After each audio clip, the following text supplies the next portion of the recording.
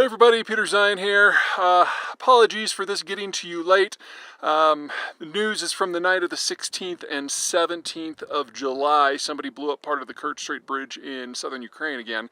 And you're getting this a little bit late because I'm getting this message literally in an area called the No Man's Wilderness. So I got the information by satellite text. It is going to take a day or two for me to get to a place where I can transmit. But let me tell you what I know, and then we'll add a little addendum at the end if it's necessary. So, the Kerch Strait Bridge, first of all, what is it? It's the single most important piece of logistics in the Ukraine war. It is the primary method that the Russians use to get equipment and men and ammo and especially fuel into the front, specifically over this bridge that crosses the Kerch Strait, which is a body of water separating the Sea of Azov in eastern Ukraine from the Black Sea proper. The problem the Russians have, the reason they like the bridge so much, is if they try to send things through the mainland route, going through the provinces of Kherson and Zaporizhzhia, it's within rocket and artillery range, and the Ukrainians have shown that their targeting, especially with intelligence provided by the Western Allies, is sufficiently good to hit most trains in that area as they're passing through. So that means they would have to go to convoys, and that takes significantly longer, and they can't move nearly as much gear or people, and especially fuel. So they like to use the Kerch Strait Bridge to get the stuff into Crimea, and then take other methods of distribution through the northern part of the peninsula into the southern front. Now, where were we just before this attack? Well, if you go back to last autumn, someone blew up the Kerch Strait Bridge. No one claimed responsibility, but it was clearly the Ukrainians or maybe the Americans. Anyway, what happened was a vehicle explosive back last year blew up one of the spans. There are 4 spans that matter, or 4 transport routes that matter. There's 2 two-lane road routes, and there's 2 single-line rail routes. And the vehicle explosive destroyed one of the vehicle routes, and the explosion was proximate to a cargo train that was going by, so it started a fuel tank fire, which destroyed one of the rail routes and severely damaged the second one. In the weeks that followed, the Russians were able to repair that road span, but they were never able to bring the destroyed rail system back online, even today. And then as of about a month ago, the other rail line had been rated for passenger traffic and what they call light cargo, so, no tanks or fuel tankers. So they can send some ammo, they can certainly send people and troops, but they certainly can't send fuel in the volume that they would like. There is really no alternative to the Kerch Strait Bridge. That northern route that goes on mainland Ukraine is too easy to interdict, and the Ukrainians have proven time and time again with missiles and underwater drones that they can attack maritime vessels. They have become so problematic that the Russians are no longer even stationing their military vessels in the Crimean Peninsula at all. They've pulled them all back to their port city of Novorossiysk on the northeast shore of the Black Sea. Okay. What this new attack did was, again, attack the vehicle spans, but this time from below.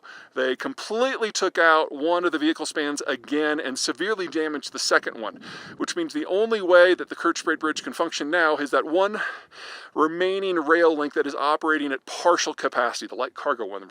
And that's it.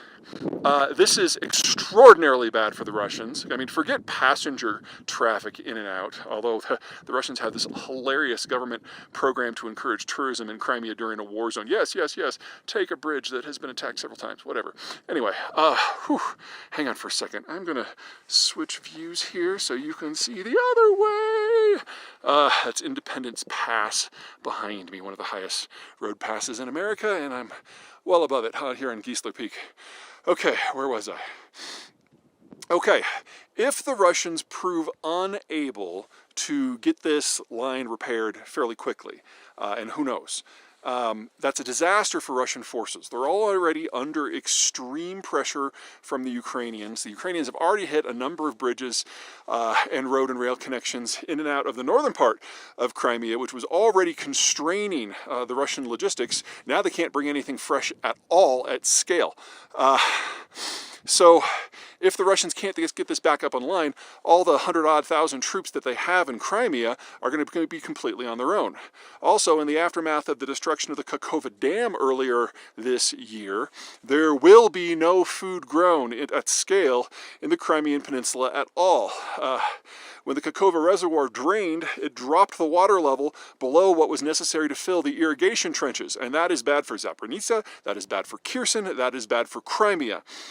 So the Russians no longer have the capacity to bring in food in volume, which means unless the Russians want to face the mother of all global embarrassments and have the entire Russian population of Crimea, of which there's over 2 million people, plus 100-odd thousand Russian troops become hostages of the Ukrainians, they need to start a mass evacuation as soon as possible.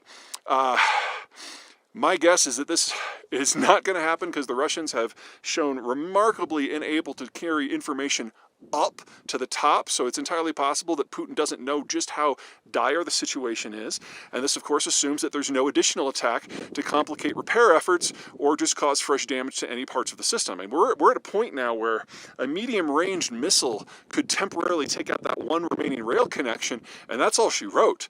The Russians are going to find it very hard to repair things in a counteroffensive situation, but they're also going to find it very hard to convoy everything they need out by land. So that one remaining rail link that's on partial capacity, that's all they got. Of course, there's the question of how was this done?